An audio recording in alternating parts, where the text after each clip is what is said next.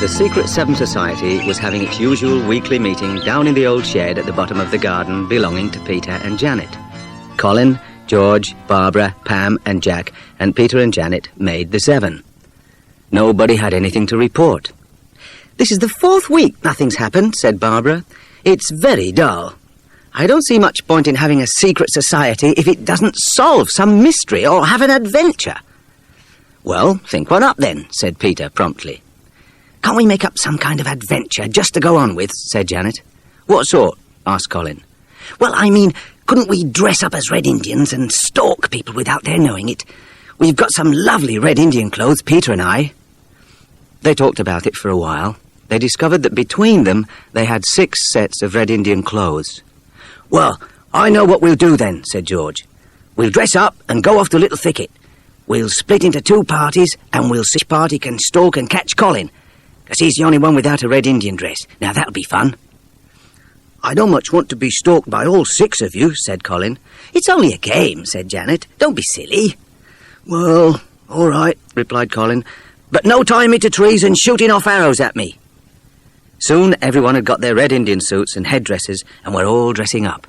Peter was prancing about with a most terrifying-looking hatchet.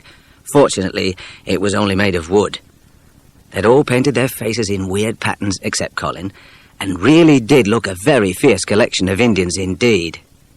They set off for Little Thicket, which lay beside a big mansion called Milton Manor, which had high walls all around it. "Now, what we'll do is to shut our eyes and count 100, and then we'll begin to hunt for Colin and stalk him." "And if I spot any of you and call your name, you'll be out," said Colin. "And if any one of us gets right up to you and pounces on you, then you're his prisoner," said Peter.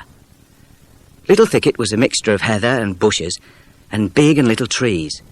There were plenty of places to hide, and anyone could stalk a person from one end of the thicket to the other without being seen if he crawled carefully along on his tummy. A fence bounded one side, and on the other the walls of Milton Manor grounds rose strong and high. As soon as the counting had begun, Colin ran to a tree, climbed quickly up, and sat on a broad bough. "They could stalk me all they like, but they be," he thought. The counting was up. 6 Red Indians began to spread out and worm their way silently through the heather and thick undergrowth and long grass. Colin could see where some of them were by the movement of the undergrowth. And then something very surprising caught his eye. Somebody was sitting astride the top of the high wall that surrounded the grounds of Milton Manor. Even as he looked, the man jumped down and disappeared from view in the undergrowth. Colin was astonished. What had the man been doing climbing over the wall? Then he suddenly saw that Peter was very near where the man had gone to ground. Peter had thought he'd heard somebody not far from him, and he'd felt sure it was Colin squirming his way along. Ah, he was sure there was somebody hiding in the middle of that bush. It must be Colin. Cautiously, Peter wriggled right up to the bush, parted the stems, and gazed in amazement at the man there. It wasn't Colin after all. As for the man, he was horrified. He suddenly saw a dreadful painted face and what he thought was a real hatchet, and got up at once and fled. Peter stood up to see where the horrified man had gone, but he'd disappeared. The others, seeing Peter standing up, knew that something had happened. "Peter, what is it?" "There was a man hiding under one of the bushes," said Peter. "Anyone see where he went?" No one had seen him at all. "We haven't even seen Colin," said Pam. "Well, the game's finished for this afternoon," said Peter. "We'll call Colin." So they yelled for him, and waited for him suddenly to stand up and appear. But he didn't. There was no answer to their call, and he didn't even shout back. Colin was where he'd been all the time, hidden up in his tree. But he didn't show himself for a very good reason. He was much too frightened. He had had a shock when he saw the man drop down from the wall and run to the thicket and hide. But then he had heard the sounds of someone clambering up his tree. Good gracious, the man was climbing the very tree that Colin himself had chosen for a hiding place. Colin's heart beat fast. The man came steadily up. But when he was almost up to the branch on which Colin sat, he stopped. Colin sat as if he was turned to stone. Who was this man? Why had he come over the wall? Why had he hidden in Little Thicket? Now here he was up Colin's tree, and at any moment he might look up. Then Colin heard the others shouting for him, But poor Colin didn't dare to come out, and certainly didn't dare to shout back. The man sat there as still as a mouse, watching the 6 children below through the leaves of the tree. The others began to walk off. "He must have escaped us and gone home," said Peter. "Well, we'll go too. We can't find that man, and I don't know that I want to either. He looked a nasty bit of work to me." In despair, Colin watched them leave Little Thicket and disappear down the path. The man saw them go too and slid down the tree. He crept cautiously out of the thicket. Carefully, Colin slid down the tree. He stood at the foot, looking warily around. The man had completely vanished. Whew. Colin went back to the farmhouse where Peter and Janet lived. He ran down the path to the shed. The door was shut as usual, and there was the sound of voices from inside the shed. Colin knocked. "Let me in," he cried. "I'm back too." There was a silence. The door opened. "Wherever have you been? We yelled and yelled for you at Little Thicket," said Peter. "I know. I heard you," said Colin, stepping inside. "I've got some news, most peculiar news. You know when Peter stood up and shouted out that he'd found a man in hiding, don't you? Well, I'd already seen him on the top of the wall that surrounds Milton Manor. Then he dropped down and disappeared in the thicket. I was hiding up a tree and saw it all. Then, would you believe it? The man came running up to my tree and hid in it too, below me." "Whatever was he doing behaving like that?" wondered Jack. "Well, what was he like?" "Well, I only saw the top of his head. He had a bald patch," said Colin. "Did you see him closely, Peter?" "Yes, fairly. He was clean-shaven, dark-haired, just ordinary, really." "Well, I suppose that's the last we'll hear of him," said Barbara. "It's a pity we didn't capture that man or find out more about him. I'm sure he was up to no good," said Peter. They all went their several ways home, and nobody thought much more of the peculiar man at Little Thicket. But the radio that evening suddenly made them all think again. "Lady Lucy Thomas's magnificent and unique pearl necklace was stolen from her bedroom at Milton Manor this afternoon," said the announcer.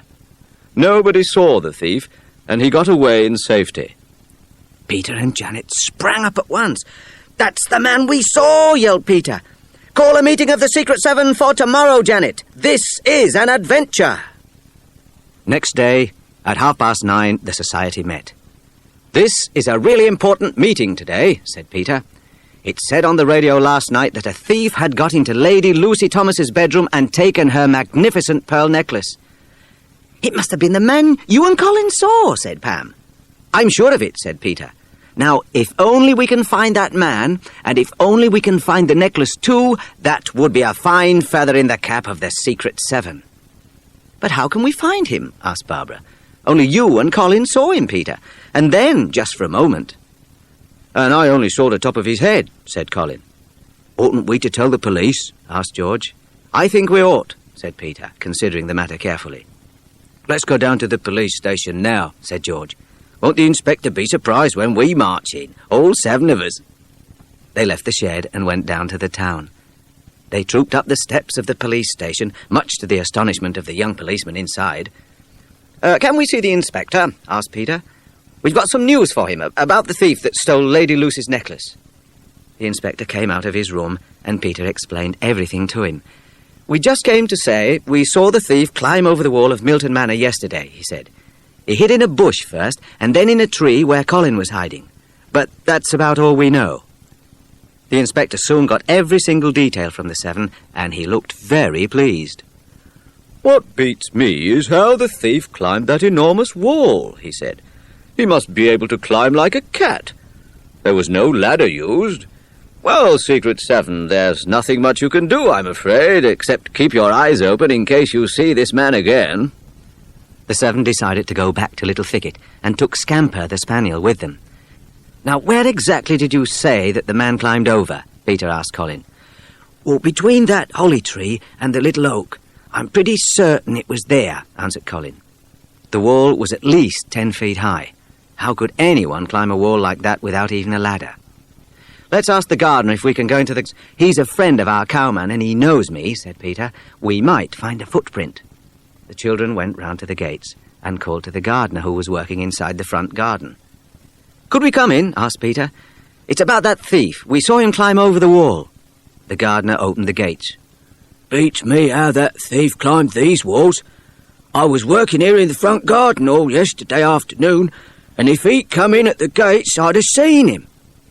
They went round the walls until they saw the holly tree and the little nearby oak jutting above the wall. There were certainly lots of marks in the earth, but no footprints. The 7 bent over the marks. "Funny, aren't they?" said Peter, puzzled. "Quite round and regular, and about 3 inches across. What could have made these marks?" "Beats me," said the gardener. "Maybe the police will make something of them now that they know you saw the thief climb over the wall just here. Though how that fella climbed this steep wall, I can't think." "He must have been an acrobat, that's all," said Janet, looking up to the top of the wall. Then she spotted something. "Look! What's that? Caught on that sharp bit of brick there, halfway up." Everybody stared. "It looks like a bit of wool," said Pam. "Help me up, George," ordered Peter. "It might be a very valuable clue." George hoisted him up, and Peter managed to grab the piece of wool. George let him down again. It was really rather ordinary, just a bit of blue wool thread with a red strand in it. Everybody looked at it earnestly. "Well, it might have been pulled out of the thief's jersey," said Janet at last. "We can all look out for somebody wearing a blue wool pullover with red in it." Then Scamper the Spaniel found the biggest clue of all. He suddenly began to bark loudly. "What's up, Scamper?" said Peter. Scamper went on barking, staring up above the children's heads. Everyone looked up, following the line of the spaniel's gaze, and there, caught neatly on the twig of a tree, was a cap. "Could it belong to the thief?" said Peter. "Well, if it does, why in the world did he throw his cap up there?" said Janet. The cap was almost as high up as the top of the wall. "Well, it could only have got up there by being thrown," said George. "The thief wouldn't go throwing his cap about like that, leaving such a very fine clue." The gardener got a long bamboo stick and jerked the cap off the twig. The 7 looked at the dirty old cap, which was made of tweed with a check pattern. "I think some tramp threw it over the wall, and it just stuck up there. I'm sure it isn't a clue at all," said Janet. "You're probably right," said Peter, "but we'd better keep it. You never know. We'd kick ourselves if we threw away something that might prove to be a clue." Peter stuffed it into his pocket. Then he took the tiny piece of blue wool thread and put that carefully in the pages of his notebook. He looked down at the ground where the curious marks were. "I almost think we'd better make a note of these, too," he said. George had some string, and he carefully measured across the marks, and then snipped the string to the right size. That went carefully into Peter's notebook, too. They said goodbye to the gardener and made their way home. Nobody could make much of the clues. "I still say that only an acrobat could have scaled that high wall," said Janet. Just as she said this, they saw a big poster that had been put up on a wall nearby. Colin gave a shout that made them all jump. "Look at that! It's a poster advertising a circus, and see what it says. Lion tamers, daring horse riders, performing bears, clowns, and acrobats. Acrobats, look at that. Supposing, just supposing." "Well, it's only just a chance he might be an acrobat," said Janet. "It's worth looking into anyhow," said Peter. "We'll meet again tomorrow." When the 7 met the next day, Peter said, "Janet and I looked in the paper, and we found that the circus opens this afternoon. What about us all going today?" "The tickets are 30 pence for children," said Janet with a groan. 30 pence? They must think that children are made of money." Everyone turned out their pockets, and the money was put in a pile in the middle and counted. They had just enough for everyone to go. That afternoon, 10 minutes before the circus began, they went to the ticket box and bought 7 tickets, feeling really rather excited. A circus was always fun, but to go to a circus and keep a lookout for a thief was even more exciting than usual. Soon they were sitting in their seats, waiting for the circus to start. The band struck up a gay tune, and a drum boomed out. In came the horses, walking proudly, their feathery plumes nodding. In came the clowns, somersaulting. In came the bears. In came the conjurers and 2 clever stilt walkers. In came all the performers, greeting the audience with smiles. "The acrobats are 3rd on the program," said Peter. "First come the horses, then the clowns." So they waited, clapping at the horses and laughing at the clowns until their sides ached. "Now for the acrobats," said Peter excitedly. "Watch, Colin, watch." The acrobats came in, turning cartwheels and springing high into the air. Peter nudged Colin. "Colin, that acrobat in the middle is clean-shaven like the man I saw hidden in the bush, and he's got black hair." Colin nodded. "Yes, he may be the one. All the others have got moustaches. Let's watch him carefully and see if he could really leap up a high wall and over the top." All the Secret Seven kept their eyes glued on this one acrobat. They watched him eagerly. The clean-shaven acrobat was easily the best of them all. He was as light as a feather. When he sprang across the ring, it almost seemed as if his feet didn't even touch the ground. If he could leap up like that, he could probably leap up a 12-foot wall to the top. "I'm sure that one's the thief," whispered Janet to Peter. Peter agreed and settled down to enjoy the circus properly, not bothering to look out for a thief any longer. He'd made up his mind this was the one. It was quite a good circus. The performing animals, lions, bears, then the elephant came on next, and then the clowns again, and 2 stilt walkers who looked like tremendously tall people and walked stiffly about with the little clowns teasing them and jeering at them. The children enjoyed themselves enormously and were very sorry when they found themselves going out into the big field again. "Do you think that dark-haired, clean-shaven acrobat the thief?" asked Janet. "Perhaps it would be a good thing to go and find him and talk to him. He might let something slip that would help us." "But what excuse can we give for going to find him?" said George. "Ask for his autograph," said Peter. The others stared at him in admiration. What a brainwave! They marched up to the acrobat. He turned round in surprise. "Well, what do you want?" he said. "Your autograph, please," said Peter. He stared at the man. The acrobat mopped his forehead with a big red handkerchief. "Yes, you can have my autograph, but just let me take off my wig first. It makes my head so hot." And to the children's enormous surprise, he lifted his black hair off completely. It was a wig, and under it the acrobat was completely bald. Colin took the wig in his hand. He looked at it carefully, wondering if perhaps the thief had worn the wig when he'd stolen the necklace. But there was no little round bald patch in the centre. "You seem to be very interested in my wig," said the acrobat. "Now I'll give you each my autograph, then you must be off." A little bear came ambling by, all by itself, snorting a little. "Oh, look," said Janet with delight. "Come here, little bear." The bear sidled up and rubbed against Janet. A queer, sulky-looking youth came after it and caught it roughly by the fur at its neck. "Oh, bear boy," he said, and shook the little creature. The bear whimpered. "Oh, don't," said Janet in distress. "He only came over to see us." The youth was dressed rather peculiarly, and Peter glanced at him curiously as he led the little bear away. "Was he in the circus?" he asked. "Yes, he was one of the stilt walkers," said the acrobat, still busily writing autographs. "His name's Louis. He helps with all the animals. Do you want to come and see the bears in their cage sometime?" "Oh, yes, we'd love to," said Janet. "Well, come tomorrow morning," said the acrobat. "Ask for Trincolo. That's me." Jack, George and Barbara decided not to go and see the animals. So next morning it was Janet, Peter, Colin and Pam who met in the circus field. They eyed the circus folk curiously. How different they looked in their ordinary clothes. Not nearly so nice. 1 or 2 of them had built little fires in the field and were cooking over the flames. They found Trincolo, and together they went to find the little bear. Trincolo unlocked the cage and let him out. He lumbered over to the roguish look on his funny bear face. Then Trincolo took them to see the great lions in their cages. The sulky youth called Louis was there with someone else cleaning out the cages.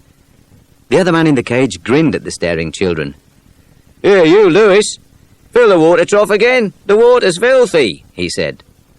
Louis did as he was told. The children watched him. They were all sorry when it was time to go. They said goodbye to Trincolo, went to pat the little bear once more, and then went along by the row of caravans to the gate at the end of the field. Some of the caravanners had been doing their washing. They'd rigged up rough clotheslines and had pegged up all kinds of things to flap in the wind. Pam suddenly stopped short. She gazed closely at something hanging on one of the lines. The others looked at the things on the line, but there was no pullover flapping in the wind. Then they saw what she was gazing at, a pair of blue wool socks, and down each side of them ran a pattern in red. Peter's mind at once flew to the scrap of wool he had in his pocketbook, and in a trice he was comparing it with the sock. The wool appeared to be exactly the same. "And see here," whispered Pam. There's a little snag in this sock, a tiny hole where a bit of the wool has gone. That's where your bit of blue wool kept this sock. Peter didn't dare to ask who the socks belonged to, But if only he could find out, he would know who the thief was at once.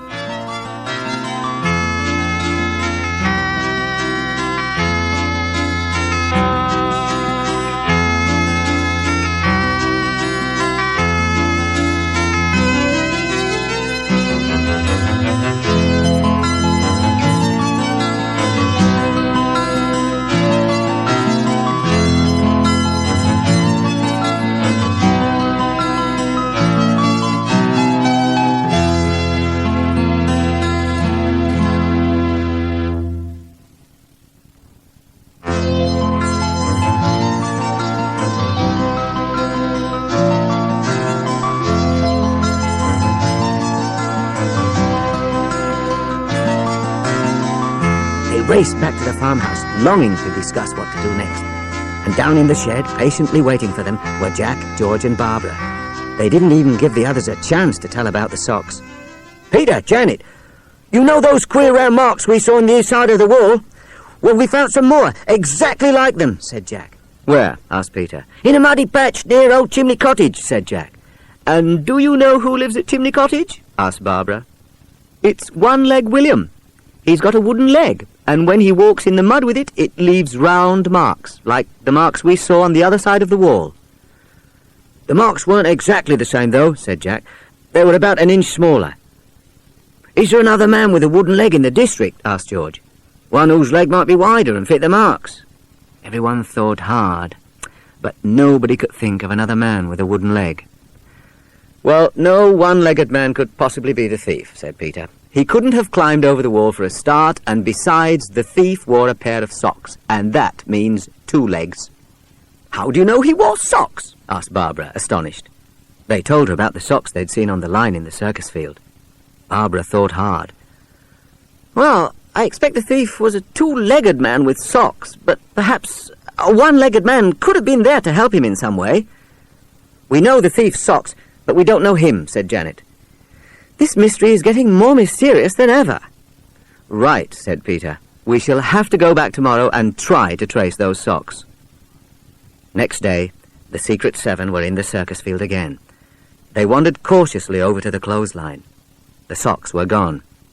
Aha! Now perhaps someone was wearing them. Whoever it was would be the thief. The children strolled round the field again, looking at the ankles of every man they saw. Louis came up to the lion's cage and went inside and began to do the usual cleaning. He took no notice of the lions at all, and they took no notice of him. He had his dirty flannel trousers rolled up to the knees. His legs were quite bare. The children watched him for a little while, and another man came up. Something caught Jack's eyes. He stopped and stared at the man intently. The fellow frowned. "Anything wrong with me?" he said, annoyed. "Stare away!" Jack turned to the others. Out of the man's hearing, he said, "Did you see that coat he was wearing? It's like the cap we found in the tree, only not quite so filthy dirty. I'm sure it is." All 7 turned to look round at the man. He'd taken off his coat and hung it on the handle of the lion's cage. How they longed to go and compare the cap with the coat. Their chance came suddenly. The man was called away by someone and went off, leaving his coat. Immediately, the children went over. "Pretend to be peering in the lion's cage while I compare the cap with the coat," said Peter in a low voice. Peter pulled the cap out of his pocket and quickly put it against the coat. The man came back, and the children moved out of hearing. Peter said, "They match. That fellow may be the thief, then. We'll have to watch him." "No good," said Colin unexpectedly. "I just caught sight of the top of his head. He's got black hair, but no bald patch like the man who sat below me in that tree. He's not the thief." The 7 felt disheartened. To think we find somebody wearing a coat that exactly matches the cap, and yet he can't possibly be the thief because the top of his head is wrong, groaned Peter. And we're not absolutely certain that the cap has anything to do with the theft. We only found it near where the thief climbed over the wall. What an annoying adventure this was. And then Janet gave a little squeal and pointed to the ground ahead. The field was rather wet just there, and in the damp part were round, regular marks just like those they'd seen by the wall. "I think these marks are the right size," said Peter. He got out his bit of string and laid it carefully across one of the marks, then across another and another. Every one of the round marks was the same as those in the ground below the wall that the thief had climbed. "Then there must be a one-legged man here, in the circus. He must have been with the thief." "We must find him," said George. "We're getting warmer." Peter beckoned to a small circus girl who was passing by. "Hey, you," he called. "We want to talk to the one-legged man here. Which is his caravan?" Don't be daft, said the small girl. There bain't no one-legged man here. What'd he be doing in a circus? You're daft. And before they could ask her anything else, she was gone. "Let's follow the marks," said Janet. They followed them to a small caravan parked not far off the lion's cage, next to a caravan where Lewis was sitting on the steps. They went up the steps of the small caravan and peered inside.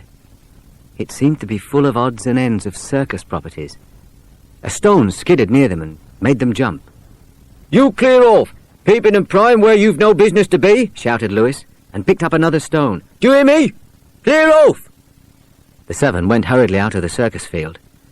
"Why didn't he want us to peer in that little old caravan?" George asked. "Maybe the thief has hidden the pearls there," said Janet.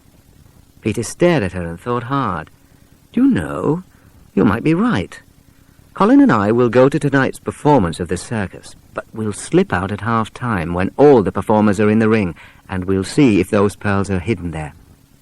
The marks led there. That's peculiar enough to start with." "It certainly is," said Barbara. "Marks made by a one-legged man who doesn't exist.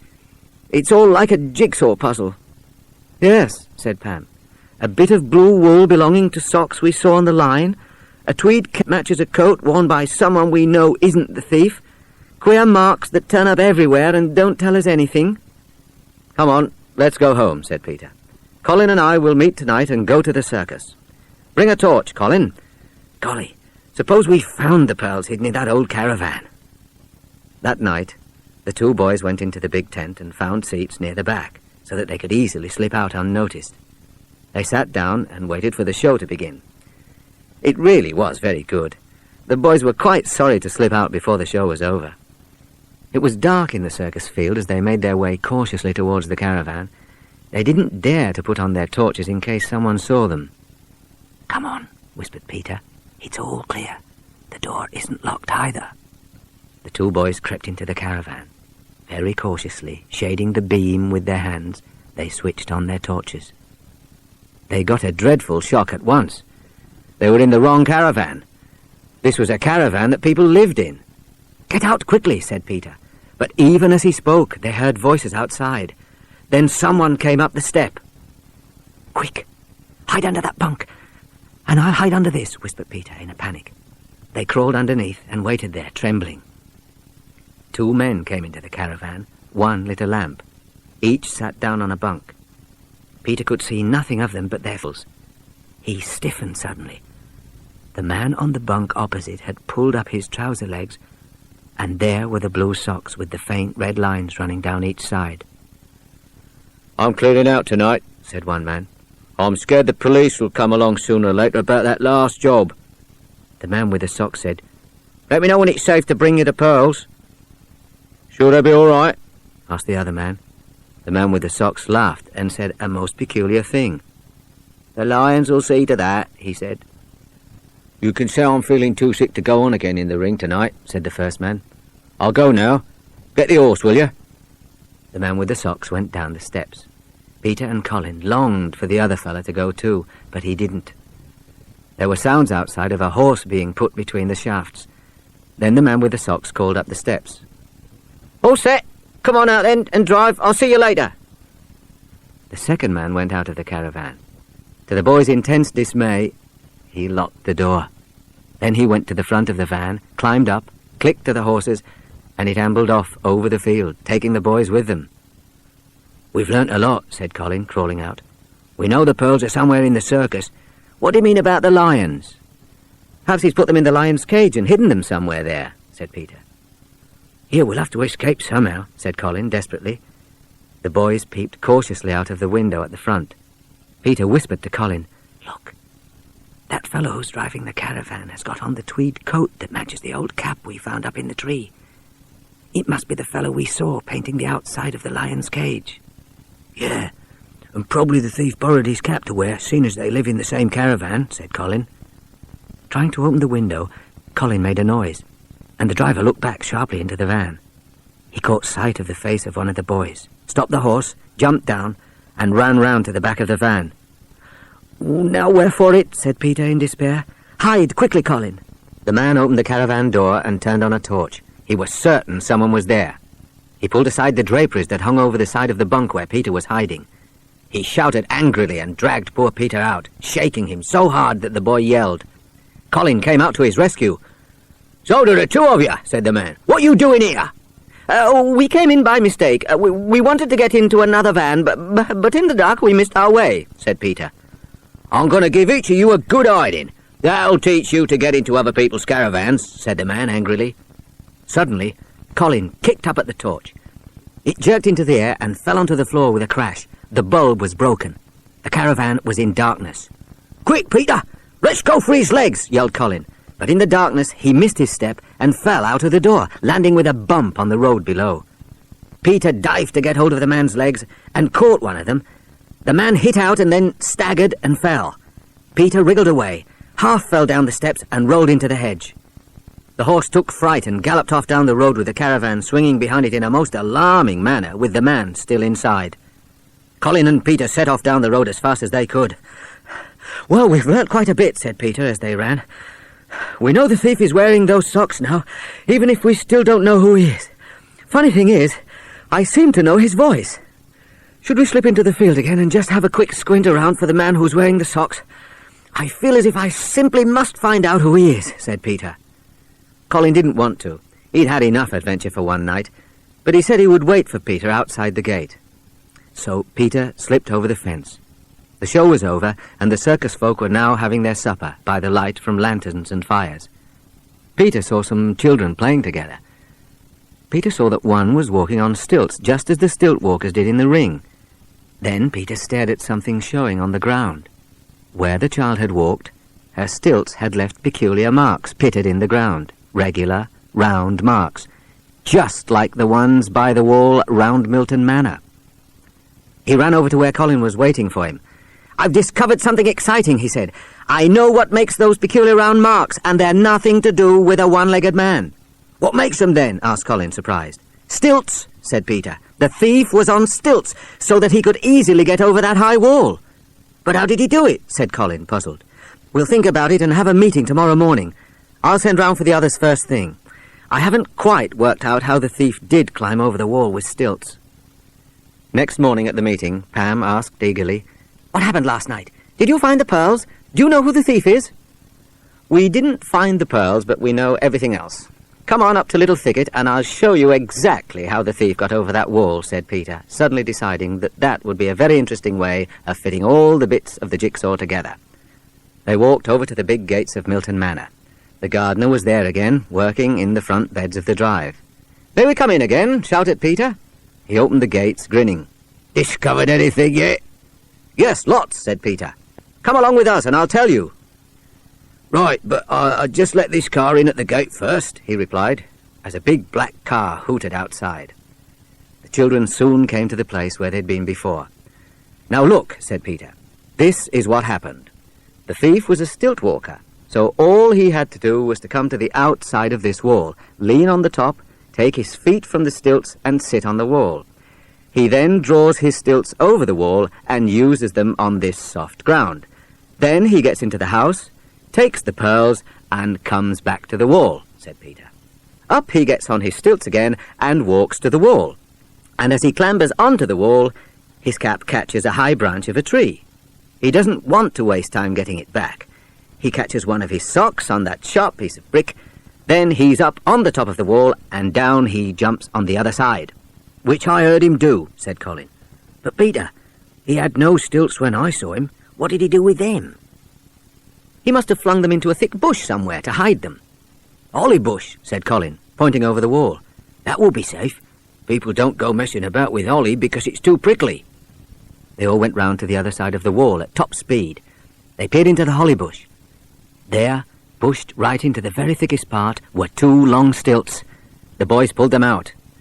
Another voice shouted to them. They all turned, and there was their friend, the inspector of police. "The gardener told me he thought you'd solved the mystery. You've certainly beaten the police this time." He picked up the stilts and examined them. "A very ingenious way of scaling an enormously high wall. I suppose you can't also tell me who the thief is, can you?" "Well, it's a stilt walker, of course," said Peter, "and I think it's a fellow called Lewis. If you go to the circus, you'll probably find him wearing blue socks with a little red thread running down each side. And he'll have black hair with a little round bear place at the crown," said Colin. Peter showed the inspector all their clues. "Astonishing what a lot you know," said the inspector admiringly. "You'll be telling me the colour of his pyjamas next. Come along. I want to see this thief of yours." They all arrived at the circus field at last, much to the amazement of the circus folk there. "There's Lewis," said Peter, pointing out the sullen-looking young fellow over by the lion's cage. "Blow! He's got no socks on again." "We'll look at the top of his head then," said Colin. Lewis stood up as they came near. His eyes looked uneasily at the tall inspector. Colin gave a shout.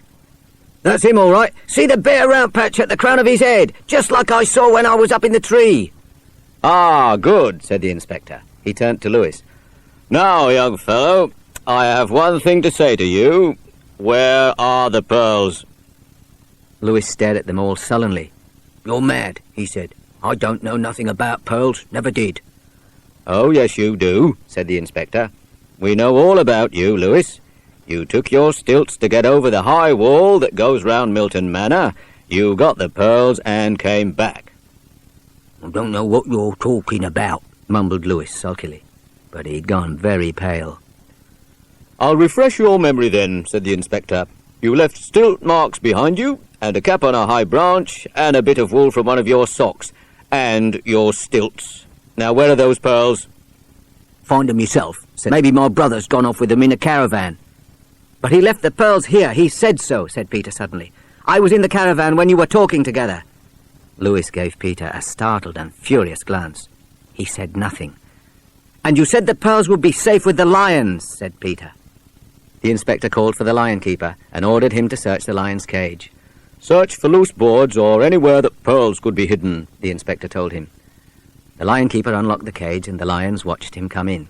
He sounded the boards. None was loose. "Sir," he said, "you can see that this cage is bare except for the lions, and they couldn't hide pearls, not even in their manes. You know, they'd just scratch 'em out." Peter was watching Lewis's face. Lewis was looking at the big water trough very anxiously indeed. Peter suggested to the inspector that the keeper should examine the water trough. So the lion keeper turned the trough upside down, and then he gave an exclamation. "It has a false bottom soldered to it," he cried. "See, sir, this should not be here." He took a tool from his belt and levered off the extra bottom. Something fell out to the floor of the cage. "The pearls!" shouted all the children at once, and the lions looked up in alarm at the noise. The keeper passed the pearls through the bars of the cage and then turned to calm his lions. "Very satisfactory," said the inspector, putting the magnificent necklace into his pocket. The children heard a slight noise and turned to see Lewis being marched firmly away by the 2 policemen. He passed a clothesline, and there again were the blue socks that had helped to give him away, flapping in the wind. "Come along," said the inspector, shooing the 7 children in front of him. "We'll all go and see Lady Lucy Thomas, and you shall tell her the story of your latest adventure from beginning to end. She'll want to reward you, so I hope you'll have some good ideas."